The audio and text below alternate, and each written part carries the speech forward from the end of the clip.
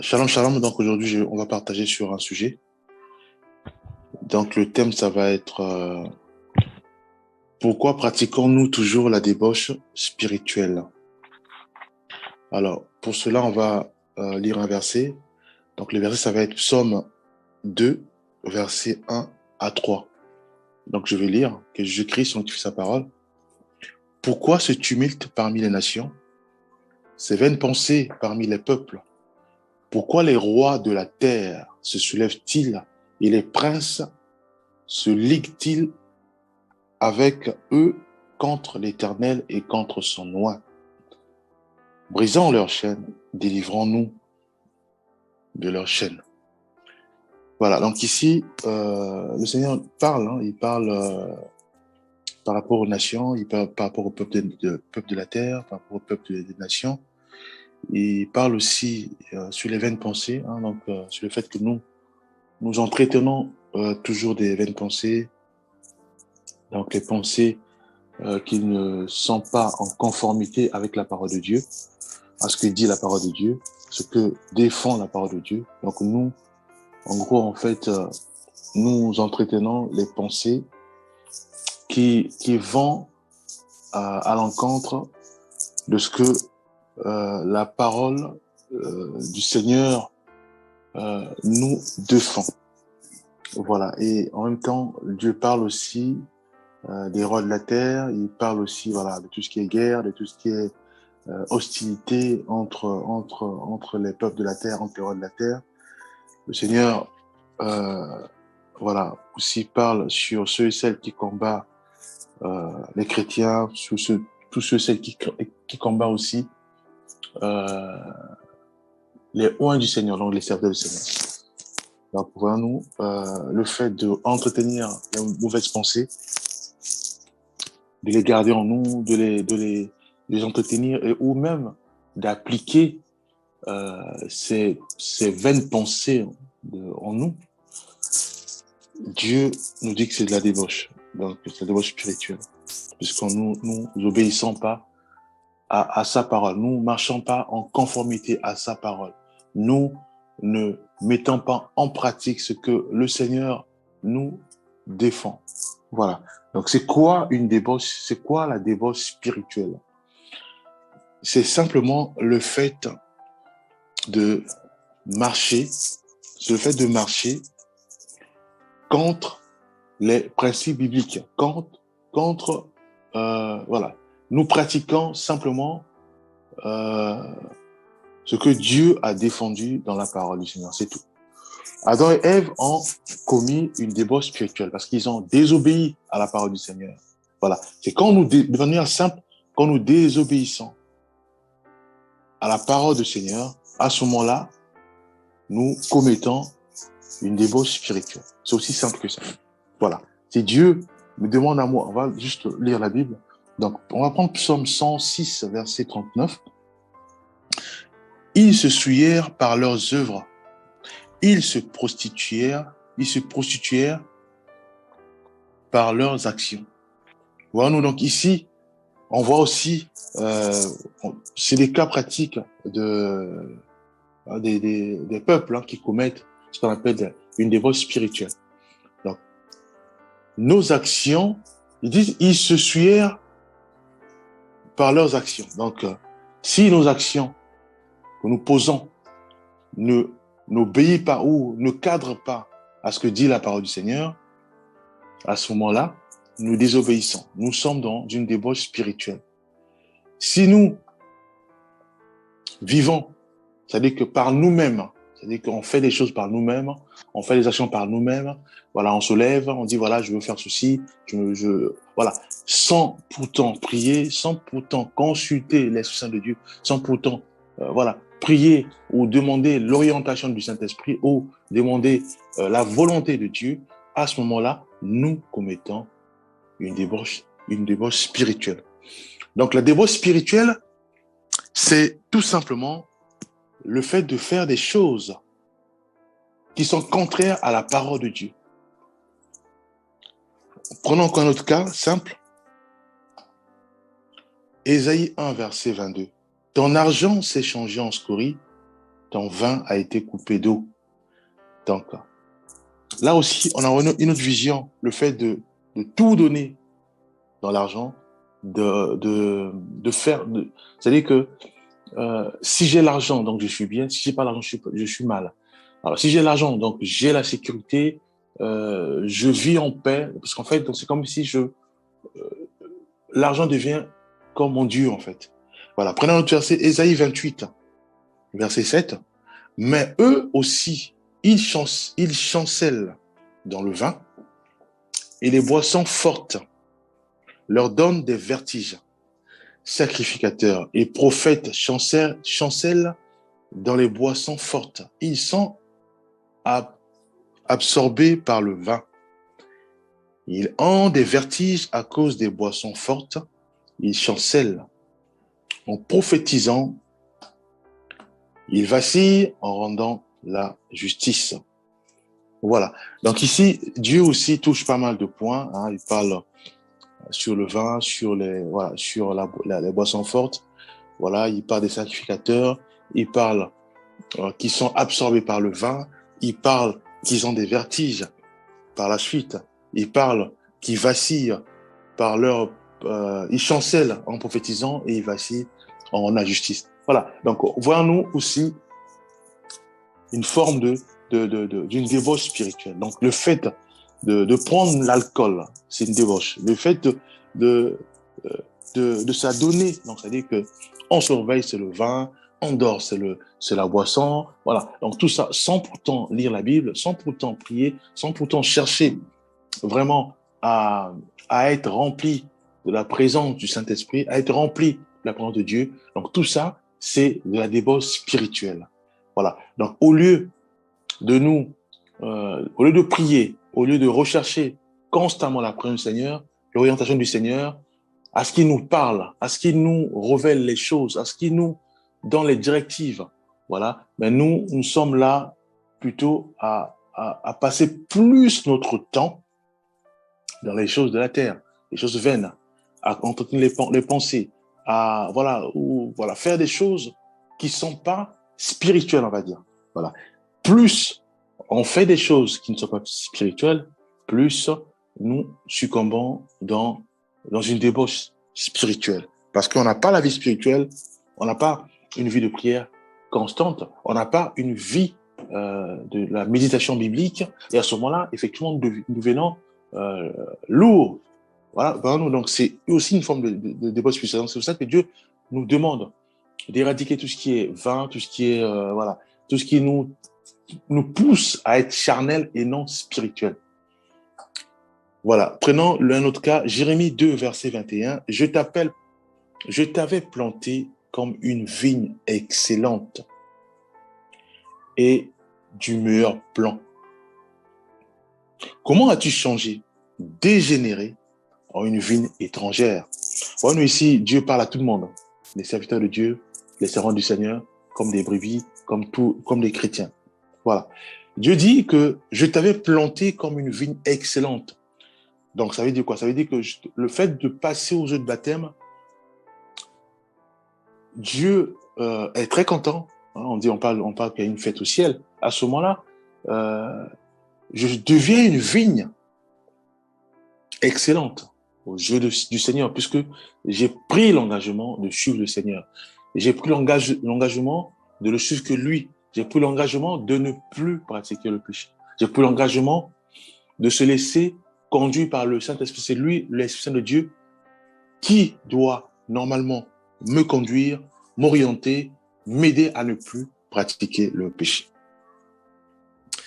Voilà, Dieu m'a appelé à le servir. Dieu m'a appelé à parler de lui dans les nations. Dieu m'a parlé à proclamer sa parole dans mon entourage, au sein de ma famille, à l'église, voilà.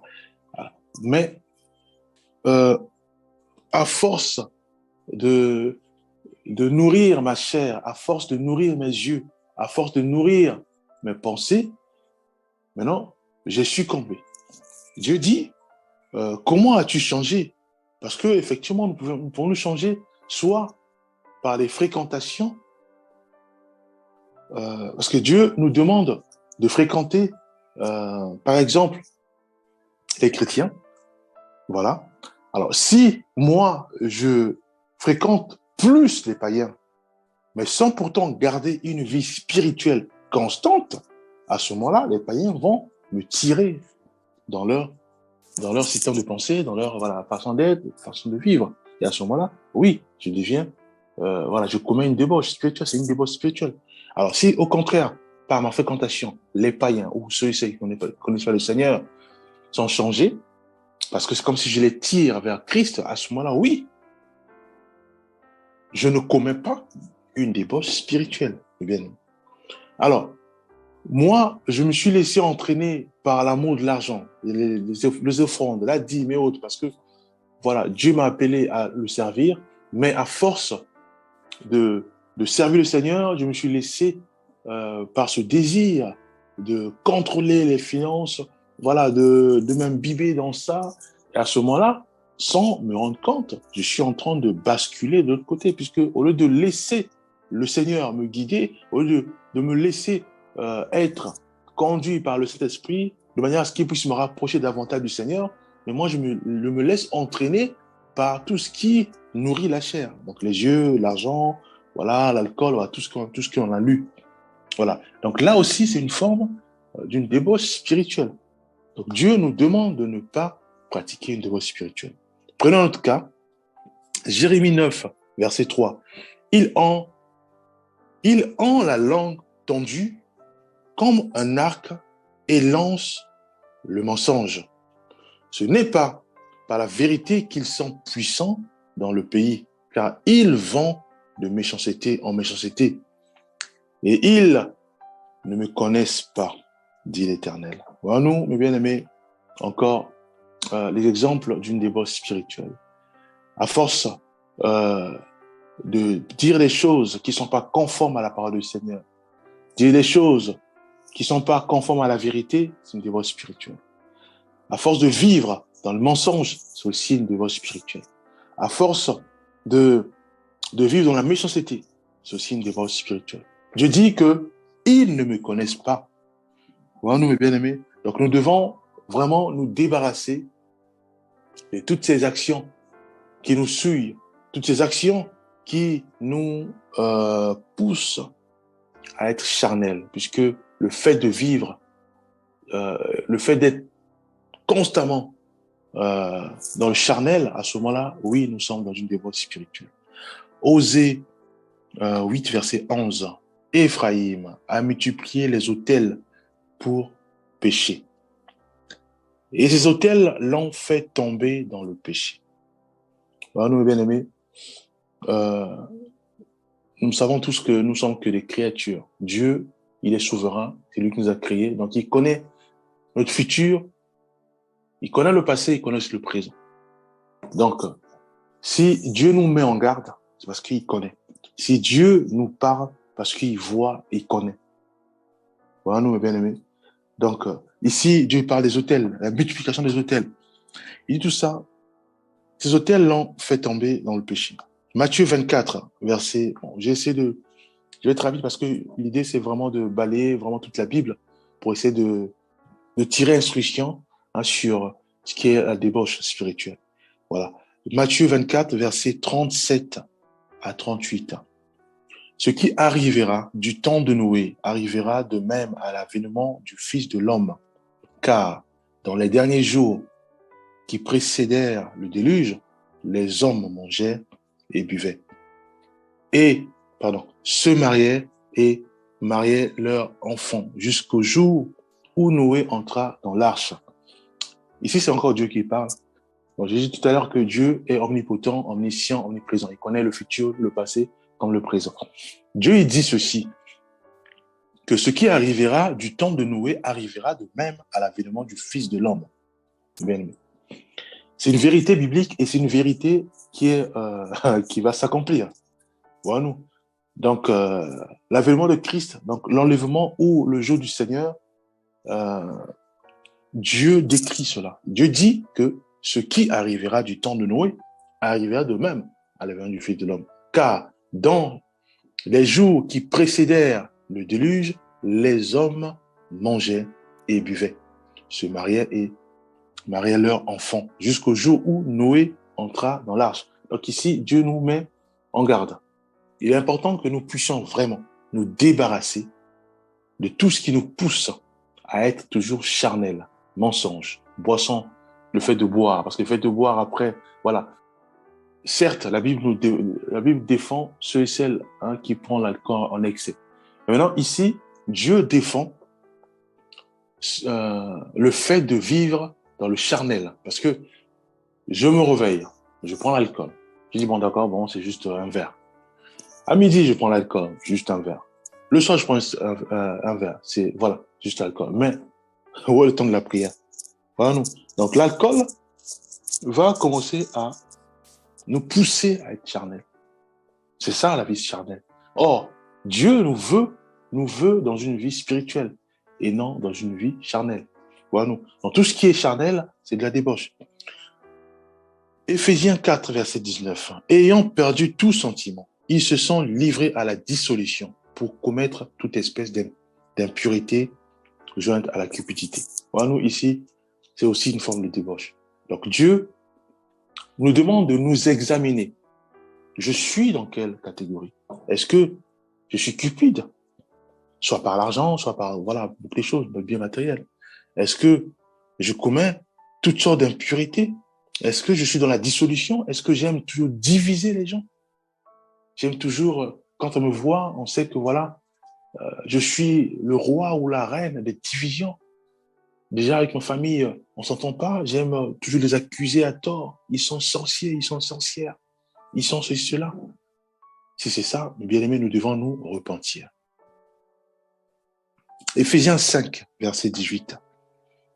Ne vous enivrez pas de vin, c'est de la débauche. Soyez au contraire remplis de l'Esprit.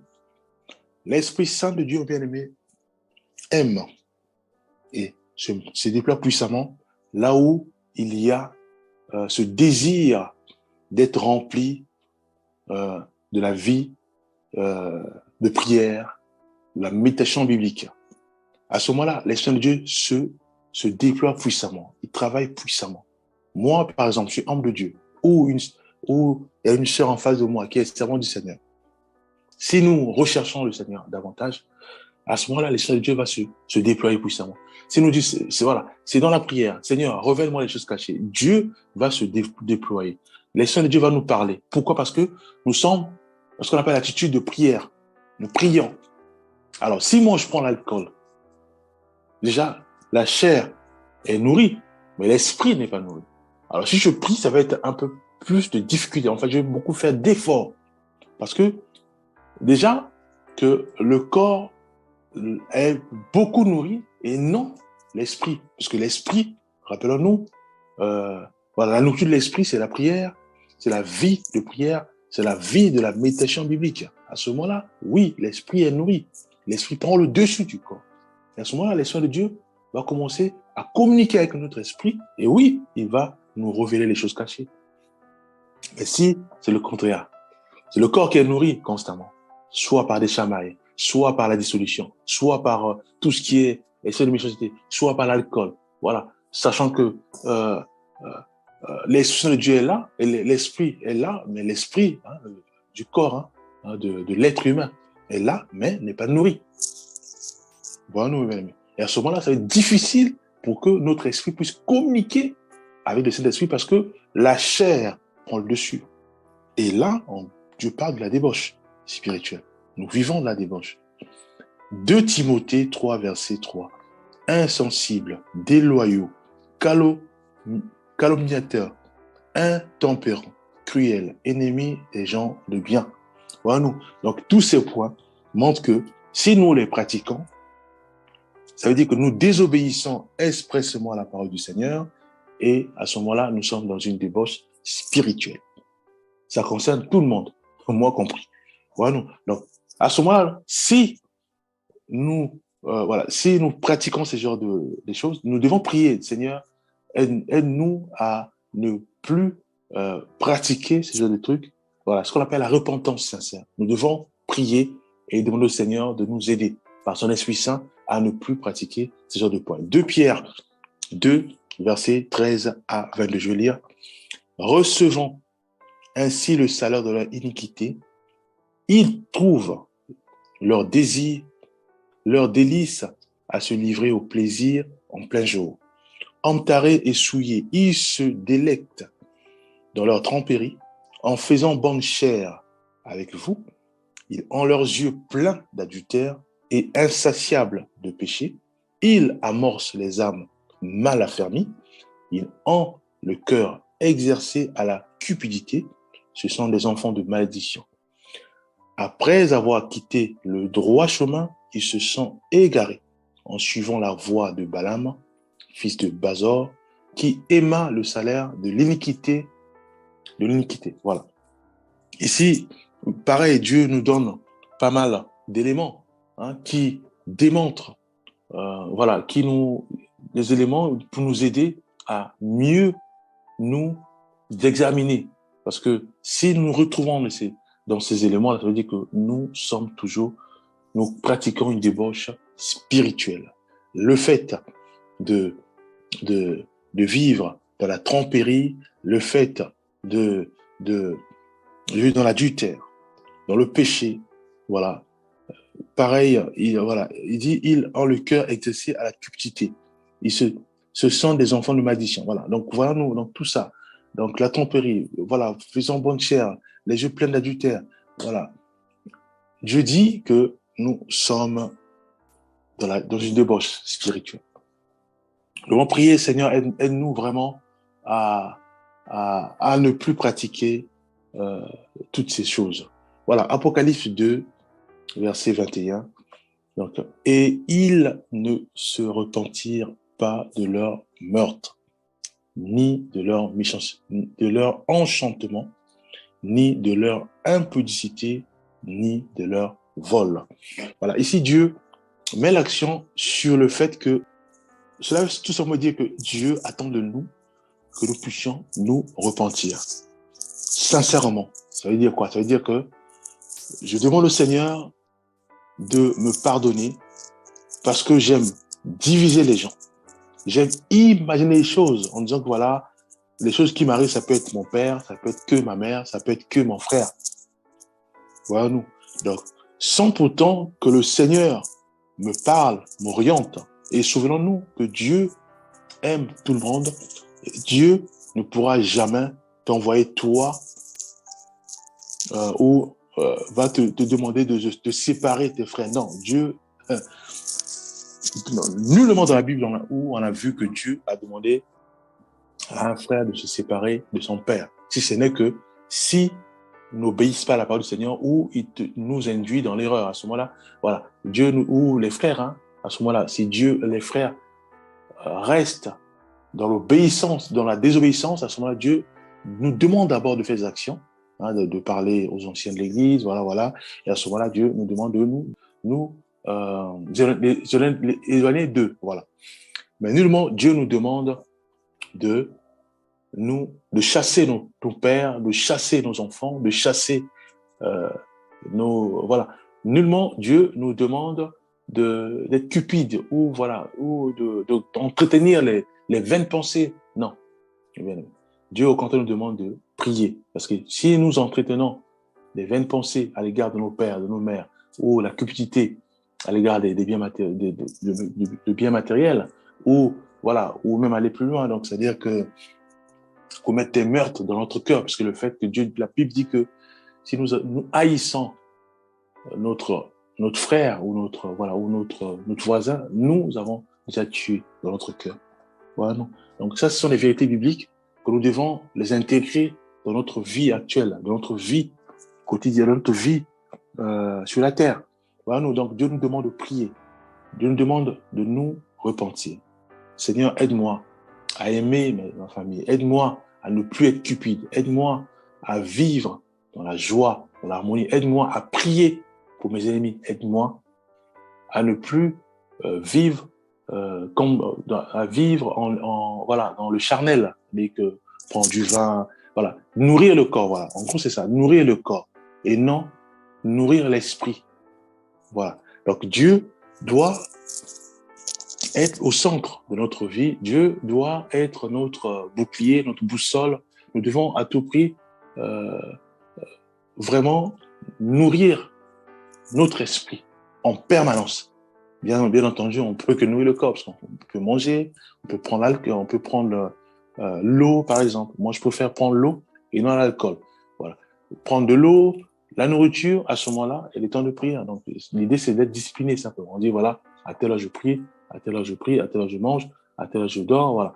Juste d'être discipliné, mais bien sûr, en mettant plus du temps à la nutrition spirituelle, donc à nourrir notre être spirituel.